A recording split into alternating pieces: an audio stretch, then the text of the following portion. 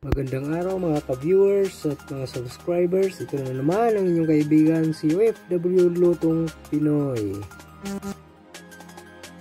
At kung bago lang kayo sa ating channel, huwag niyong kalimutang mag-like, mag-share at mag-comment sa ating video at pindutin niyo na lang din ang subscribe button, pati na rin ang notification bell para updated kayo sa ating mga panibagong videos. Sa araw na ito, mayroon na naman akong ibabahagi sa inyong panibagong lutuin sa ating kusina, ang ating paboritong kilawing balat ng baboy. Ano pa ang hinihintay natin?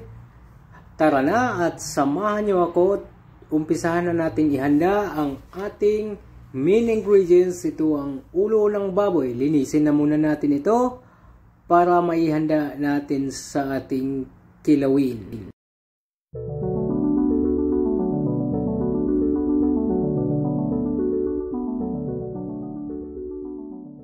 Bago natin makalimutan, pa-shout out muna sa Urex Spice and Cakes at Mama Joe in Moscow at sa lahat din ng ating mga kababayan dyan sa Pilipinas at lalong-lalo na rin sa mga kababayan din nating overseas Filipino workers saan mang panig sa mundo. Kumusta kayo dyan? At lagi lang kayong mag-iingat.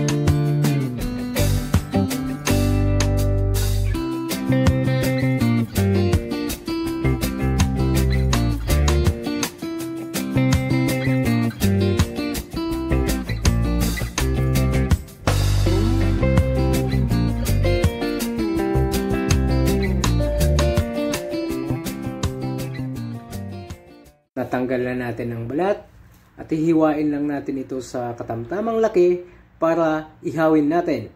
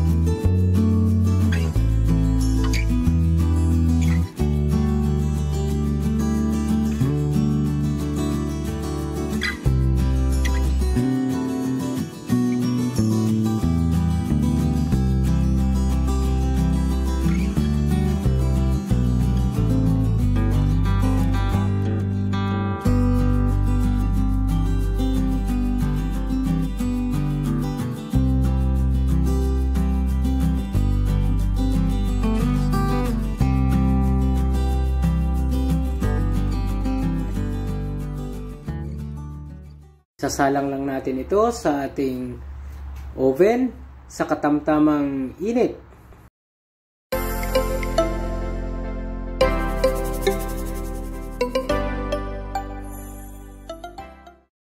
A few moments later. At pagkalipas ng ilang minuto, luto na po ang ating balat at pwede na natin itong hiwain.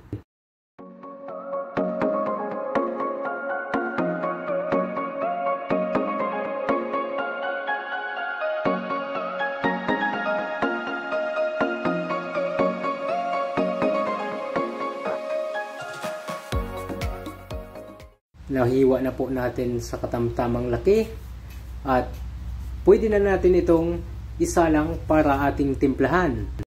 Nakahanda na rin ang ating mga ricado, sibuyas, luya, mayroon din tayong chili at limon. Bago natin timplahan, lalamasan muna natin ito ng suka.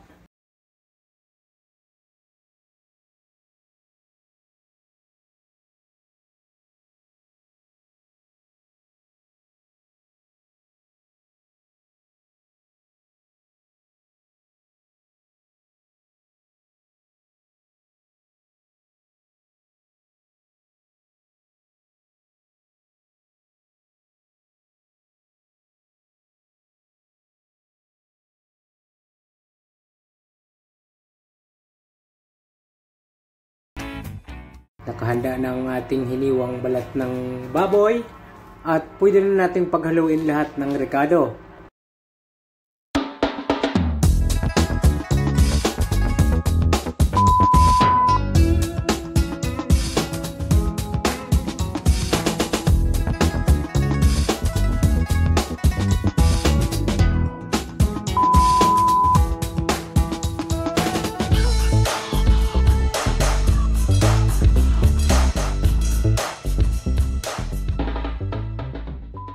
Maglagay na din tayo ng ating seasoning at paminta.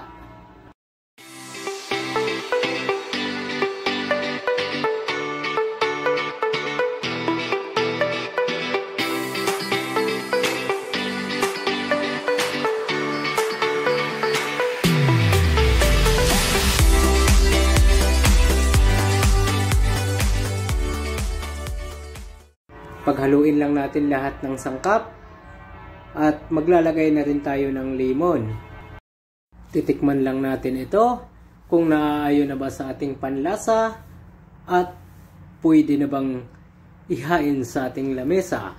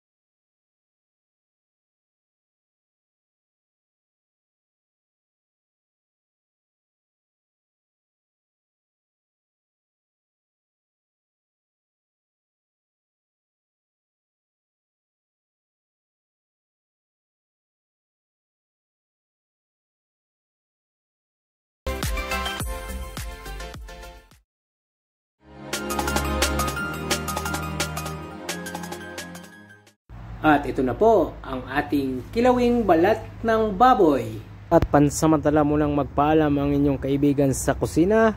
At maraming salamat sa inyong pagsubaybay at pagtangkilik sa ating channel.